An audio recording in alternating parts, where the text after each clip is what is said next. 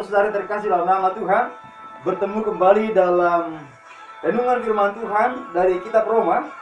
Dan kita sudah melewati pada pasal yang ke-9, kita masuk kepada pasal yang ke-10. Dan mari kita berdoa. Bapa, kami bersyukur kepadamu Allah yang maha baik. Engkau Allah yang berikan kami firman yang hidup. Tolonglah kami untuk boleh membaca, merenungkannya, dan melakukannya dalam kehidupan ini Bapa Surgawi. Dalam nama Tuhan Yesus kami bersyukur berdoa. Haleluya. Amin. Saudaraku, demikianlah firman Tuhan bagi kita. Roma pasal 10 ayat 1 sampai ayat 13 yang akan kita renungkan bersama-sama. Namun saya akan bacakan hanya beberapa bagian, yaitu ayat 2, 3, 10 sampai dengan 13. Demikian firman Tuhan. Sebab aku dapat memberi kesaksian tentang mereka, bahwa mereka sungguh-sungguh giat untuk Allah, tetapi tanpa pengertian yang benar.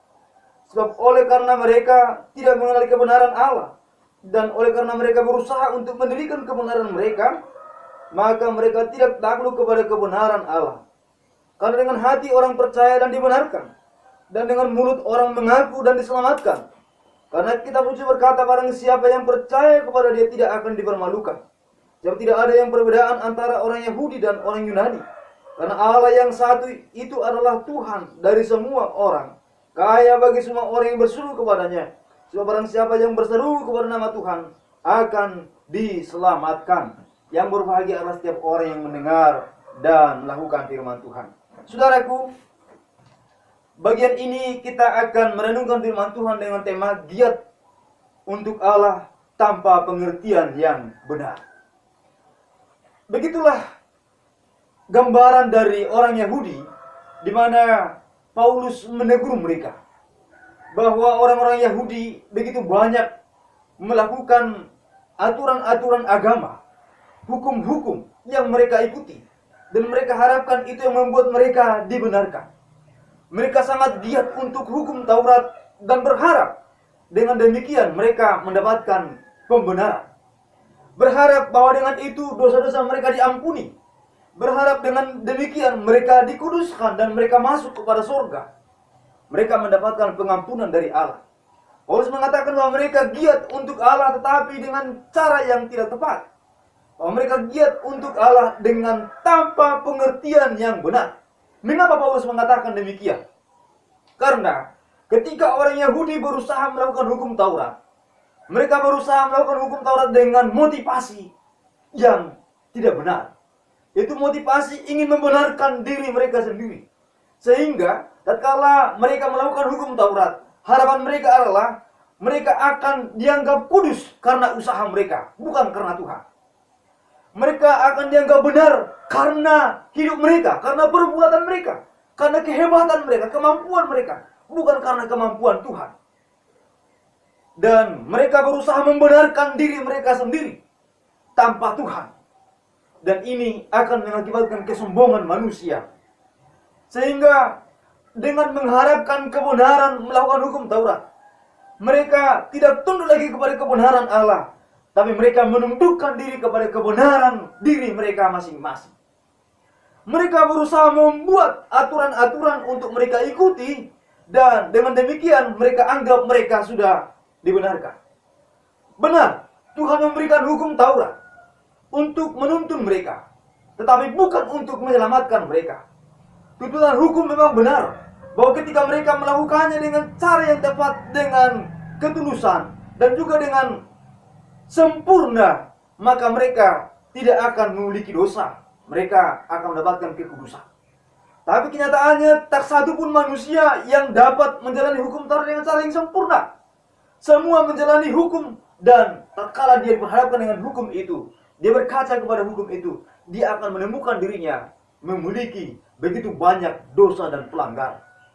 Saudara terkasih dalam nama Tuhan, dalam posisi ini Paulus bukan mentertawakan orang Yahudi yang berusaha membenarkan diri mereka. Paulus tidak menghardik mereka dengan kata-kata yang kasar, yang menganggap mereka telah salah. Tapi Paulus hendak mengatakan kepada mereka bahwa mereka telah menjalankan sesuatu tanpa pengertian yang benar. Dia dengan penuh kasih menyampaikan kepada mereka, sehingga dia katakan Saudara-saudara, keinginan hatiku dan doaku kepada Tuhan ialah supaya mereka diselamatkan. Itulah pernyataan Paulus.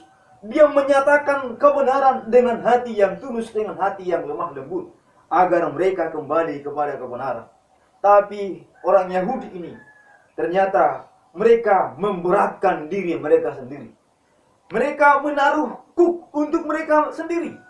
Mereka membuat hidup mereka semakin sulit, karena mereka menganggap dengan perbuatan, dengan ketaatan mereka dibenarkan. Melakukan hukum Taurat, tuntutan hukum Taurat, bukanlah sesuatu yang gampang. Melakukan tuntutan hukum Taurat adalah sesuatu yang sangat sulit sekali. Apakah itu pada zaman yang lampau ataupun pada zaman yang sekarang, itu adalah suatu perbuatan yang sangat-sangat luar biasa sulitnya.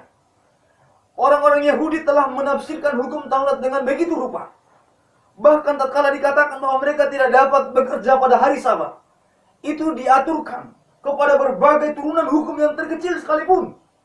Bahkan untuk memasak, untuk mencuci piring, bahkan untuk mengangkat beban, itu ada aturannya pada hari Sabat, karena mereka tidak boleh melanggar hukum itu. Dan ketika dikatakan mereka hendak mengangkat beban, itu tidak boleh lebih daripada berat 2 buah ara yang kering. Lebih daripada itu sudah dianggap bekerja, dan hal itu sudah melanggar hukum Taurat. Betapa beratnya melakukan hukum Taurat. Dan orang Yahudi dengan sengaja menaruh hukum itu di bawah dan membuat mereka tertekan dalam seluruh kehidupan mereka karena hukum itu. Saudara terkasih dalam nama Tuhan, bukan berarti tidak perlu hukum. Berulang kali kita merenungkan bahwa hukum itu kudus, hukum itu perlu, tapi bukan untuk menyelamatkan. Hukum itu hanyalah menuntun kepada kebenaran. Tapi banyak orang Yahudi pada waktu itu yang justru pada akhirnya menganggap mereka akan dibenarkan karena ketundukan kepada hukum Taurat, yang pada akhirnya mereka tidak mampu secara sempurna melakukannya. Apa yang Paulus katakan, apa yang firman Tuhan katakan kepada kita pada hari ini adalah bahwa seharusnya kita giat untuk hal-hal yang benar dengan pengertian yang benar. Apa yang Paulus maksudkan pengertian yang benar? Pengertian yang benar adalah bahwa kita dibenarkan bukan karena usaha, bukan karena hukum Taurat, tapi karena iman kita kepada Tuhan. Beriman kepada Tuhan, mengakui Tuhan sebagai juru selamat satu-satunya, tidak ada yang lain. Percaya kepadanya bahwa Dia yang menyelamatkan kita. Percaya kepada Dia, itu berarti kita percaya Dia yang telah datang, yang telah lahir, yang telah mengambil rupa manusia, yang dikandung oleh Roh Kudus, lahir dari darah Maria. Dia yang telah menderita di bawah pemerintahan Pontius Pilatus, disalibkan, mati dan dikuburkan. Dia yang telah mati menanggung dosa kita. Dia yang telah bangkit, hidup dan naik ke sorga, menyediakan tempat bagi kita. Itulah formasi iman Kristen tentang Kristus Tuhan. Saudara terkasih dalam nama Tuhan, di dalam bahasa Yunani disebut Tuhan adalah Kurios. Dan di dalam bahasa Ibrani disebut Yehova, Yahweh. Itu sebabnya di dalam Alkitab Septuaginta memakai kata Yehova atau Yahweh. Saudara yang terkasih dalam nama Tuhan, beberapa waktu lalu ada percakapan dengan saya, berdialog, dan pada akhirnya selisih pendapat.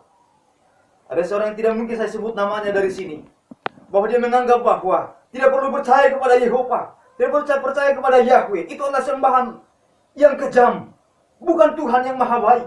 Percaya kepada Yesus saja. Benar, kita percaya kepada Yesus, kita percaya juga kepada Allah Tritunggal. Bukan berarti kita memecah-mecah. Kita percaya kepada Yesus pada satu sisi, pada sisi yang lain kita tidak percaya kepada Allah Bapa. Pada sisi yang lain kita tidak percaya kepada Roh Kudus. Itu adalah kepercayaan yang salah. Kepercayaan yang benar adalah percaya kepada Allah yang Tritunggal. Kita percaya kepada Tuhan Yesus Kristus juga sebagai juru selamat kita. Allah, baik Allah Bapa, Allah Anak, Allah Roh Kudus, berperan untuk menyelamatkan, mengampuni kita. Dan peran datang menghapuskan dosa kita, menanggung dosa kita. Peran itu ada di dalam Kristus Tuhan.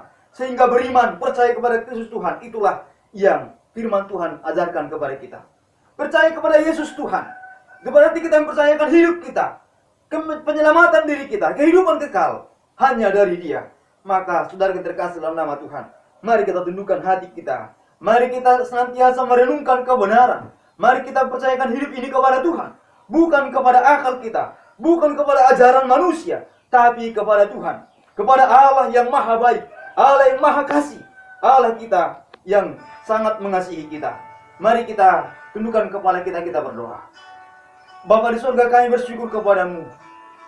Firman-Mu yang memberikan kami penyegaran pada hari ini. Bahwa Tuhan mengajak kami untuk percaya kepada Tuhan.